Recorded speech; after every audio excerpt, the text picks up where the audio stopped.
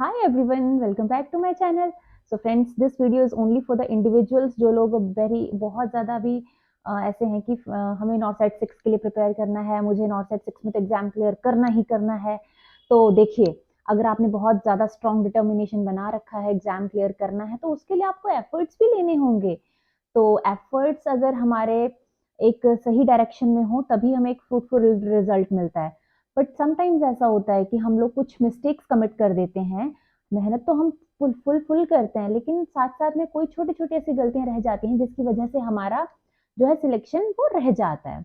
अब वो क्या ऐसी गलतियाँ हैं जो हमें नहीं करनी है, और वो मिस्टेक स्पेशली जो बिगिनर्स हैं, जो बिल्कुल फर्स्ट टाइम ये एग्ज़ाम देने वाले हैं, या फिर जिनको पास आउट हुए अभी 1 या 2 साल ही हुए हैं और जो पहली बार एग्ज़ाम देंगे, तो उन लोगों के लिए ये वीडियो बहुत ज़्यादा हेल्पफुल होने वाला है। तो वो लोग ये वीडियो ज़रूर देखें। सबसे पहले देखिए, जब मैंने एग्ज़ाम फर्स्ट टाइम दिया था, तो जब मेरा एग्ज़ाम यहाँ का दिल्ली एम्स का क्लियर हुआ था, तो उससे पहले भुवनेश्वर एम्स में वर्किंग थी।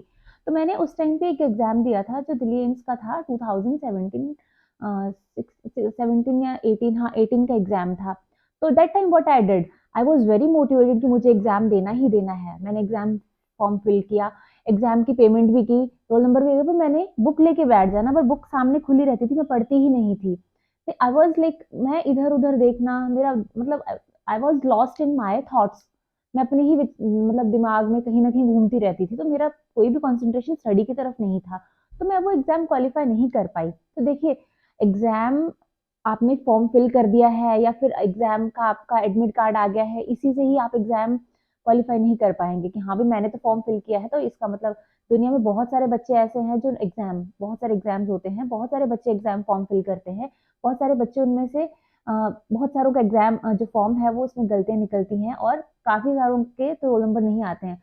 उन जिनके रोल नंबर भी आते हैं, उनमें से बहुत ऐसे बच्चे हैं जो पेपर देने ही नहीं जाते हैं, और जो पेपर देने जाते हैं उनमें से बहुत ऐसे बच्चे हैं जिनकी सिलेक्शन होती है, जिनकी बहुत एक स्ट्रॉन्ग स्ट्रैटेजी रही हो, जिनका माइंडसेट बहुत क्लियर हो, जिनका कॉन्सेप्ट बहुत क्लियर हो। तो अब ये हमने सारा ये जो जितना भी ये जर्नी है, ये कैसे अपनी तय करनी है, मैं आपको बताऊँगी कि हमने कौन-सी ऐसी गलती है जो कमिट नहीं करनी है। So first of all, whenever you decided कि हाँ, मुझे ये एग्ज़ाम देना है, मुझे स्टेट गवर्नमेंट के लिए तैयारी करनी है, मुझे सेंट्रल गवर्नमेंट के लिए तैयारी करनी है, मुझे किसी भी एग्ज़ाम के लिए तैयारी करनी है। तो देखिए, जब भी कोई एग्ज़ाम के लिए तैयारी करनी है, उस समय ध्यान रखना है कि मुझे स्टडी के लिए, मुझे उस पर्टिकुलर एग्ज़ाम के लिए बहुत ही ज़्यादा मेंटली स्ट्रेट थॉट्स रखने हैं अपने। मुझे पढ़ना है तो पढ़ना ही है। मेरा एक स्पेसिफिक स्ट्रिक्ट टाइम टेबल होना चाहिए। मुझे दिन में 6 से 7 से 8 घंटे पढ़ना ही है। देखिए, आज के टाइम में कंपटीशन इतना ज़्यादा है कि हमें हर चीज़ को एक डीप स्टडी करना ही पड़ता है। कॉन्सेप्ट में से भी कॉन्सेप्ट निकालने पड़ते हैं। तो उसके लिए आपको एटलीस्ट 6 टू 8 आवर्स की स्टडी देनी ही पड़ेगी। 6 टू 8 आवर्स की स्टडी में आपका क्या होता है कि आप जो पढ़ रहे होते हैं ना, समटाइम्स उसमें से और चीज़ें भी निकल के आती हैं। तो वो चीज़ें आपको थोड़ा-सा टाइम एक्सटेंड करवा सकती हैं। तो मैं इसीलिए आपको 6 टू 8 आवर्स का स्टडी टाइम बोलती हूँ। उसमें आप प्लस कर सकते हो, ये साढ़े 8 घंटे पढ़ सकते हो, 9 घंटे पढ़ सकते हो, that is total depends upon you and your pace of study. आप किस तरीके के लर्नर हैं, तो उसके हिसाब से आप अपना प्लस माइनस कर सकते हैं। समटाइम्स कुछ इंडिविजुअल ऐसे होते हैं जिनको एक बार लाइन रीड की उनको समझ आ गया, कुछ इंडिविजुअल्स ऐसे होते हैं बेचारों को जिनको थोड़ा-सा लिख के रखना पड़ता है, तभी उनको याद आता है, तो वो लोग 9 आवर्स का सिटिंग ले सकते हैं। अब 9 आवर्स का सिटिंग डज़न्ट मीन कि आपने एक ही गो में 9 घंटे बैठना है। आप 24 आवर्स में से थोड़ा-थोड़ा टाइम निकाल के बैठ सकते हैं। 3 घंटे अभी पढ़ लिए, 3 घंटे बाद में, 3 घंटे फिर से बाद में पढ़ लिए। तो इट इज़ वेरी ईज़ी, ठीक है? सो अब बात आती है कि कौन-सी ऐसी मिस्टेक्स हैं जो हम ना करें जिसकी वज़ह से हमारा सिलेक्शन के चांसेस वो बढ़ जाएँ, बिकॉज़ क्या होता है कि हम ऐसी कुछ छोटी-छोटी गलतियाँ कर देते हैं, तो वो मैं आपको बताती हूँ। सबसे पहले आपने जब भी एग्ज़ाम फॉर्म फिल करना है, तो आपका एक माइंडसेट क्लियर होना चाहिए, ठीक है? आपने डेली स्टडी करना है, वो मैंने आपको पहले ही बता दिया। अब स्टडी क्या करना है, स्टडी कहाँ से करना है, या कैसे स्टडी करना है, तो ये सारी चीज़ें तो हमें मतलब ठीक है, कॉलेज टाइम पे हम पढ़ते थे तो पढ़ते थे, लेकिन कॉम्पिटिटिव एग्ज़ाम की पढ़ाई थोड़ी-सी डिफरेंट होती है। तो हमने जो भी पढ़ना है, देखिए कुछ स्टूडेंट्स ऐसे हैं, अगेन आई एम टेलिंग, कुछ स्टूडेंट्स ऐसे हैं जिनको एक ही बार पढ़ के याद हो जाएगा, कुछ स्टूडेंट ऐसे हैं जिनको लिख के याद होगा, लेकिन कुछ स्टूडेंट्स ऐसे हैं जिनको बहुत गाइडेंस की ज़रूरत होती है। सो इफ यू फील कि आप लोगों को अगर कोचिंग की ज़रूरत है, तो प्लीज़ दाएँ-बाएँ, इधर-उधर मत देखिए, हज़ार जगह मत पूछिए, मैं कोचिंग लूँ या ना लूँ, एक्सप्लोर कीजिए अच्छे कोचिंग इंस्टीट्यूट्स के बारे में, आप आराम से कोचिंग लीजिए जाके, बिकॉज आपके पास अभी ज़्यादा टाइम नहीं बचा है। अप्रैल में, प्रोबेबली अप्रैल में एग्जाम हो जाएगा, मिड अप्रैल में, तो आपके पास अभी इतना टाइम नहीं है। दिसंबर, जनवरी, फरवरी, मार्च, आपके पास सिर्फ 4 महीने हैं, तो 4.5 महीनों में आपने पूरा सिलेबस कंप्लीट करना है।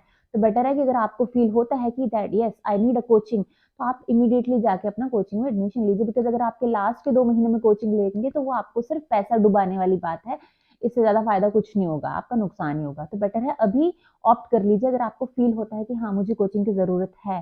ठीक है, अब नेक्स्ट आती है, कुछ स्टूडेंट्स को सिर्फ ऐसा है कि नहीं मुझे आता है, बस मुझे कुछ प्रैक्टिस की ज़रूरत है, बट जो मेरा डेली का शेड्यूल है उसकी वजह से मैं प्रैक्टिस नहीं कर पाती हूँ या कर पाता हूँ। तो वो क्या कर सकते हैं स्टूडेंट्स, वो लोग ऑनलाइन टेस्ट सीरीज ज्वाइन कर सकते हैं। ऑनलाइन टेस्ट सीरीज में काफ़ी अच्छी टेस्ट सीरीज है यहाँ पे ऑनलाइन पड़ी हुई, तो आप वहाँ पे जाके कोई भी टेस्ट सीरीज ऑप्ट कीजिए, देख लीजिए आपका बजट किस हिसाब का है, तो उस हिसाब से आप अपनी टेस्ट सीरीज ऑप्ट कर सकते हैं। टेस्ट सीरीज ऑप्ट करने से आपको क्या होगा, वन थिंग, एक तो आपको ना एक जो एक लिमिटेड पीरियड ऑफ टाइम होता है ना कि हाँ 1 घंटे का इतने क्वेश्चन सॉल्व करने का, वो रहेगा कि भाई मुझे इतने टाइम पीरियड में इतने क्वेश्चन सॉल्व करने ही करने हैं। एंड दूसरी चीज़ क्या होती है, उसमें जब लास्ट में रिजल्ट आता है ना, तो अगर उसमें 50 बच्चों ने भी एग्जाम दिया होगा, तो आपके 50 बच्चों में से जब रैंक आएगा, तो पहले दिन जब आपका रैंक जो आएगा, आपको नेक्स्ट डे में जब आपने एग्जाम देना, तो आपके मन में एक तलब होगी, यार मुझे आज इतने बच्चों से तो आगे निकलना ही निकलना है, यार मुझे आज इतने मार्क्स लेने ही लेने हैं।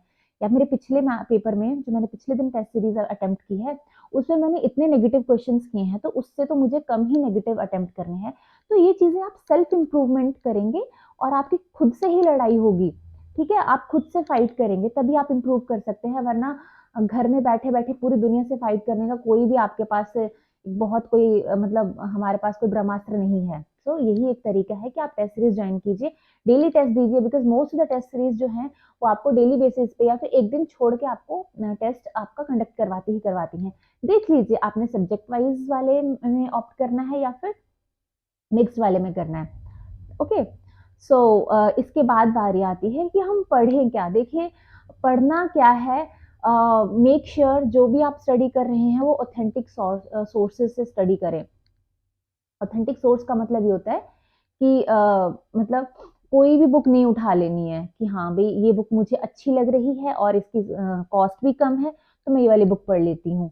नहीं, ऐसा नहीं करना है। अच्छी बुक पढ़िए, अपना कॉन्सेप्ट डेवलप करना है तो आपको एक स्टैंडर्डाइज बुक पढ़नी ही पड़ेगी, बिकॉज जो स्टैंडर्डाइज बुक्स होती हैं ना, वो मतलब वो अच्छे सोर्सेज से डेटा कलेक्ट करके ही बुक्स बनाई जाती हैं।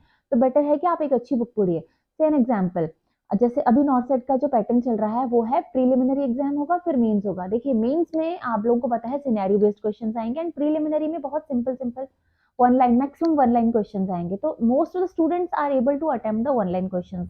अभी भी जब एग्जाम हुआ था नॉर्सेट 5 का, तो उसमें जब प्रीलिमिनरी एग्जाम हुआ था तो उन्होंने वहां पे बताया था कि हम भाई 5 टाइम्स ऑफ कैंडिडेट्स को क्वालिफाई जो है उनको हम लिस्ट करेंगे।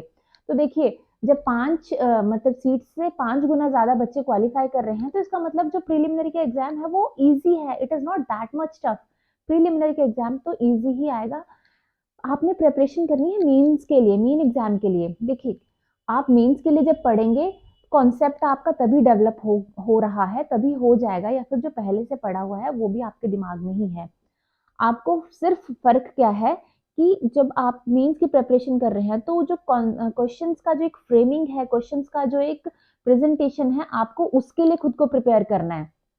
तो प्रीलिमिनरी की अलग से तैयारी मत कीजिए, अलग से टाइम वेस्ट मत कीजिए। आप सिर्फ मेन एग्जाम के लिए क्वेश्चंस को उस तरीके से प्रिपेयर कीजिए। एक एक लाइन वाले क्वेश्चंस पे अपना टाइम ज्यादा वेस्ट मत कीजिए। मैं ये नहीं बोलती बिल्कुल मत कीजिए, फिर फील कि आपको करना लग रहा है तो आप कर सकते हैं, but as per my point of view I don't think कि आपको स्पेशल टाइम प्रीलिमिनरी के लिए देना है और मेंस के लिए फिर से अलग से प्रिपरेशन करनी है। नो, आप डायरेक्टली एक एग्जाम के लिए पढ़िए कि नॉर्सेट का एक एग्जाम है जिसमें सिनेरियो बेस्ड क्वेश्चंस पूछे जाते हैं। एक सिनेरियो को स्टडी कीजिए जिसमें से आपके 3-4 कॉन्सेप्ट तो डेफिनेटली अगर आप अच्छे से पढ़ते हैं तो क्लियर हो जाते हैं। सॉन्डेस्क में भी आप लोगों को जैसे देखा होगा कि एक जो क्वेश्चन होता है उसके 4 ऑप्शंस होते हैं, करेक्ट तो एक ही ऑप्शन होगा जब, तो 3 जो इनकरेक्ट हैं, जो गलत आंसर्स हैं, उसमें से भी आंसर निकल के आता है किसी न किसी डिजीज कंडीशन से के बारे में उसमें बताया जाता है। तो इस तरीके से अगर आप पढ़ेंगे तो आपको प्रीलिमिनरी के लिए अलग से स्टडी करने की जरूरत बिल्कुल भी नहीं है।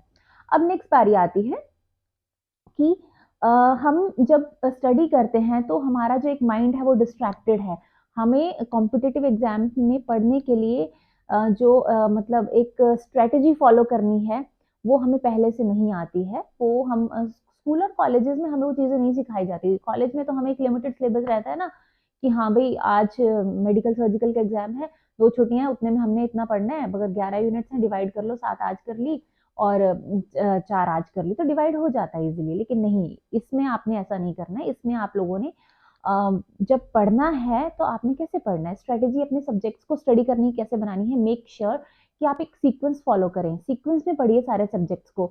एक लीडिंग पैटर्न में जब आप पढ़ेंगे आपको बहुत हेल्प मिलेगी, आपका टाइम सेव होगा। स्पेशली टाइम सेव रखना है, time management is one of the most important thing जो हमें through out the journey follow करनी है, through out the journey follow करनी है। मैं इस स्टेप को इस पॉइंट को बाद में एक्सप्लेन करूंगी।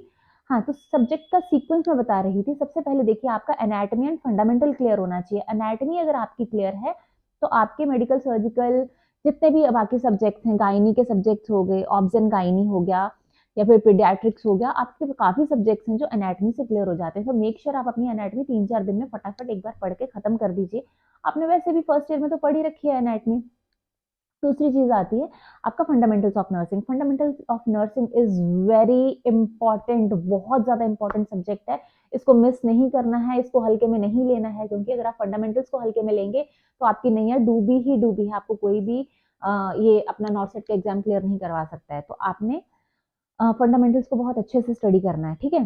फंडामेंटल स्टडी कर लेंगे, आपकी आधी ये नर्सिंग की जो ये मेडिकल सर्जिकल सब्जेक्ट है आधा कवर हो जाता है, बहुत अच्छे से कवर हो जाता है, बहुत ज़्यादा अच्छे तरीके से, ठीक है। ऐसे ऐसे सीक्वेंस में पढ़िए। जब आपका फंडामेंटल ऑफ नर्सिंग क्लियर होगा तो आपका मेडिकल सर्जिकल में हेल्प मिल जाएगी। मेडिकल सर्जिकल से आपको हेल्प मिलेगी आपके पीडियाट्रिक्स में, क्योंकि काफ़ी सारी डिजीज कंडीशन है वो रिमेन सेम।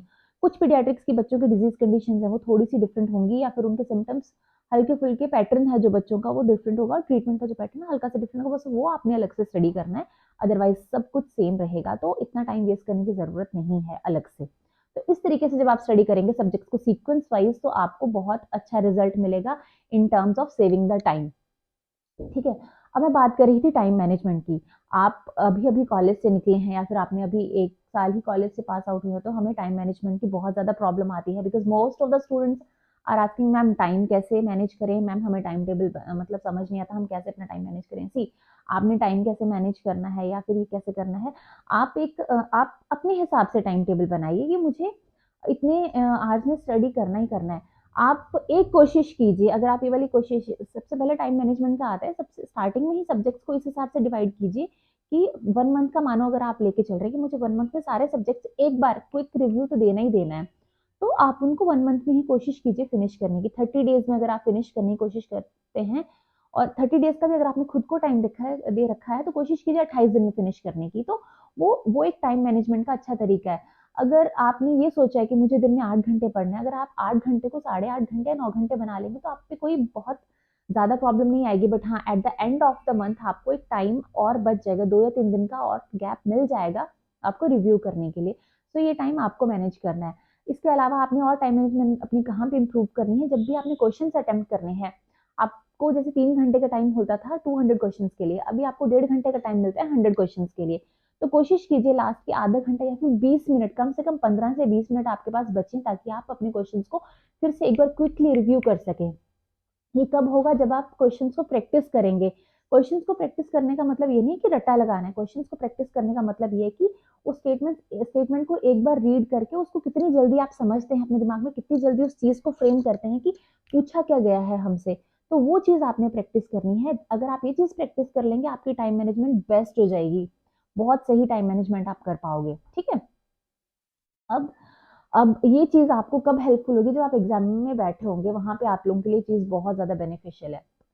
अब मैं और क्या बता रही थी आप लोगों को कि हाँ, आपने सोर्सेज अच्छे वाले फॉलो करने हैं। अब बात आती है कि ये जो जितने भी एकेडमी के नोट्स हैं, समटाइम्स कुछ स्टूडेंट्स ऐसे हैं जिनके पास फॉरवर्डेड आगे से आगे चल के नोट्स आ रखे हैं, तो वो भी स्टूडेंट्स प्लीज इस चीज का ध्यान रखिए कि आप फॉलो करें तो 1 या 2 इंस्टीट्यूट्स के ही फॉलो करें, ऐसे 5-6 इंस्टीट्यूट्स के मिक्स मत कीजिए। आप अपने दिमाग में ये लेके चलते हैं कि मेरे पास इतने सारे अलग अलग इंस्टीट्यूट्स के नोट्स हैं, तो मैं पता नहीं कितना बड़ा मतलब नॉलेज बैंक बन के बैठ गई हूँ या फिर बैठ गया हूँ, तो ऐसा नहीं होता है। एक ही फॉलो करो, 2 ही फॉलो करो, पर ढंग से फॉलो करो। तो जब आप ये चीज़ करेंगे तब आप नॉलेजेबल होंगे, ना कि आप सब कुछ भंडार इकट्ठा करने से। बैग में रखने से कुछ नहीं होगा, दिमाग में रखने से सब कुछ होगा। तो उस चीज़ को ध्यान रखना है, ठीक है? अब इसके अलावा आप लोगों ने प्लीज़ एक चीज़ का बहुत इम्पोर्टेंट ध्यान रखना, ये काफ़ी स्टूडेंट्स ये चीज़ करते हैं, बिकॉज़ मुझे काफ़ी स्टूडेंट्स के मैसेजेस जैसे आते हैं, फ़ोन पे भी मेरे मतलब मेरे नंबर पे भी मैसेजेस आते हैं, कई बार फ़ेसबुक पे या फिर यूट्यूब पे भी कई बार सॉरी इस पे इंस्टाग्राम पे मैसेज आ जाता है कि मैं कई बार पूछती हूँ कि आपने मतलब प्रिपरेशन कैसी चल रही है और ये है कुछ भी है, तो बच्चों का आगे से रिस्पॉन्स क्या आता है कि मैम इस साल तो मैं जस्ट प्रैक्टिस के लिए पेपर दूँगी या फिर प्रैक्टिस के लिए पेपर दूँगा, प्रिपरेशन इतनी अच्छी नहीं है। यार ये प्रैक्टिस क्या होती है? पेपर प्रैक्टिस के लिए कब से देने लग गए? प्रैक्टिस के लिए तो हमारे पास इतना टाइम बचा है ना, उसमें प्रैक्टिस करो। एग्ज़ाम में जाके तो अपना मतलब अपना प्रॉपर वहाँ पे इनपुट दो ताकि रिज़ल्ट अच्छा आए। आप अपना एग्ज़ाम अच्छे से करो यार, पे exams are not meant for practice. तो एग्जाम्स प्रैक्टिस के लिए नहीं देने हैं आपने, एग्जाम्स को क्लियर करना है, क्रैक करना है एग्जाम को, एग्जाम प्रैक्टिस के लिए नहीं बने हैं, ठीक है? तो प्लीज ये कॉन्सेप्ट अपने दिमाग से निकाल दीजिए कि एग्जाम्स को हमने प्रैक्टिस के लिए देना है, एग्जाम्स प्रैक्टिस के लिए नहीं है, एग्जाम्स क्लियर करने के लिए और क्रैक करने के लिए और सीट निकालने के लिए हैं। तो एग्जाम्स को प्रैक्टिस लेके मत चलिए, एग्जाम्स को जब भी देना है आप अपने तैयारी करके दीजिए, अपने पेरेंट्स का पैसा प्लीज़ मत डुबाओ, क्योंकि एक पेपर 3,000 का वो कॉस्ट पड़ती है, आने-जाने का खर्चा मिला के आप 7-8 हज़ार में जाके एक एग्ज़ाम लैंड होता है जाके, और उसको भी आप प्रैक्टिस करेंगे तो भई मतलब धन्य हैं आप लोग जो इतना-इतना पैसा एक पेपर पे डुबा देंगे। प्लीज़ ऐसा मत कीजिए, अपने पेरेंट्स के पैसे वेस्ट मत कीजिए। सो आई होप कि ये मतलब जो आपको मैं समझा रही हूँ आपको अच्छे से समझ आ रहा होगा। अब दूसरी चीज़ आती है कंसिस्टेंसी मेंटेन करके रखिए अपनी स्टडी में। कंसिस्टेंसी आप लोगों के लिए बहुत ज़्यादा ज़रूरी है, और अपने नोट्स, आप नोट्स बाकियों के बेशक फॉलो कर रहे हो, बट अपने नोट्स प्लीज़ ज़रूर बनाइए। अपने नोट्स बनाने का बहुत फ़ायदा है। जिन लोगों को ये लगता है कि मुझे एक बार रीड करने से समझ नहीं आता है या फिर मुझे भूल जाता है, वो स्टूडेंट्स, स्पेशली वो स्टूडेंट्स ज़रूर अपने हैंड रिटन नोट्स बनाइए। अपने हैंड रिटन नोट्स का सबसे ज़्यादा फ़ायदा ये होता है कि एक बार आपने रीड किया, दूसरी बार लिखा, तो 2 बार आपकी प्रैक्टिस होती है, तीसरी बार वो प्रैक्टिस तब हो जाएगी जब आप लास्ट टाइम उसको फिर से रीड आउट करेंगे। तो ये चीज़ आप ज़रूर देखिए, ठीक है? अपने नोट्स ज़रूर बनाइए प्लीज़। मैं इन पॉइंट्स पे बार-बार फोकस इसलिए करती हूँ क्योंकि पॉइंट्स बहुत इंपॉर्टेंट हैं। ये मेरे पर्सनल एक्सपीरियंस से आए हैं। मैंने बाकी स्टूडेंट्स को भी, मेरे साथ वाले जो थे, उन लोगों को भी ये चीज़ें फॉलो करते हुए देखा है। मैंने भी किसी से सीखी हैं और मैंने भी किसी को सिखाई हैं, इसलिए मैं बता रही हूँ कि आप भी ये चीज़ फॉलो कीजिए। अब इसके बाद क्या देखना है हम लोगों ने कि पिछले जो एग्ज़ाम्स होते थे उनमें क्या पैटर्न फॉलो किया जाता था, उसमें कैसा एग्ज़ाम रहता था। तो वो चीज़ें आप देखिए, एग्ज़ाम कैसा था, उसमें क्या पैटर्न फ़ॉलो किया जाता था। उस चीज़ को जब आप देख के पढ़ेंगे तो आपको एक आइडिया मिल जाएगा, आपको एक पाथवे मिल जाएगा कि हमने इस रास्ते पे चलना है, हाँ, ये मेरी दिशा है, ये मेरी डायरेक्शन है। तो जब आप ये करके चलेंगे तो आपको रिज़ल्ट्स अच्छे मिलेंगे। सो आई होप कि आप लोगों को जितनी भी मैंने ये चीज़ें बताई हैं, आप इन चीज़ों को इम्प्लीमेंट कीजिए। एक बार मतलब एटलीस्ट एक एक वीक के लिए इन चीज़ों को ट्राई करके देखिए, आप में रिज़ल्ट ज़रूर अच्छे दिखेंगे, आप ज़रूर इसको फ़ॉलो करेंगे। ताकि जब आप ये चीज़ें ऐसे फ़ॉलो करने लग जाएँगे तो आपका जो रिज़ल्ट है वो ज़रूर आपके फ़ेवर में होगा और आपका इस बार तो नॉट ज़रूर क्लियर होगा, ठीक है? इसके अलावा जिन लोगों को पीडीएफ एनक्लेक्स का पीडीएफ रिक्वायर्ड है, जिनके पास, जो बच्चे बेचारे नहीं खरीद सकते हैं ड्यू टू फाइनेंशियल रीजंस है, due to any other reason, जो बच्चे नहीं परचेज कर सकते हैं, kindly directly text me on my Instagram. I will try to provide you the PDF of the 9th edition of the NCLEX. और मेरे पास अगर जो मॉस्बी के भी पीडीएफ पड़े हैं, I will try to provide you that also, because मेरा ये मोटिव है कि अगर मैं किसी को हेल्प कर सकती हूँ तो why shouldn't I do that. तो आप please feel free to ask, directly ask me, you can. तो मुझे आप मैसेजेस कर सकते हैं, मैं आज नहीं तो कल, सुबह को नहीं तो शाम को आप लोगों को प्रोवाइड कर ही दूंगी उसके PDF. So thank you so much for watching this video. Bye bye, take care.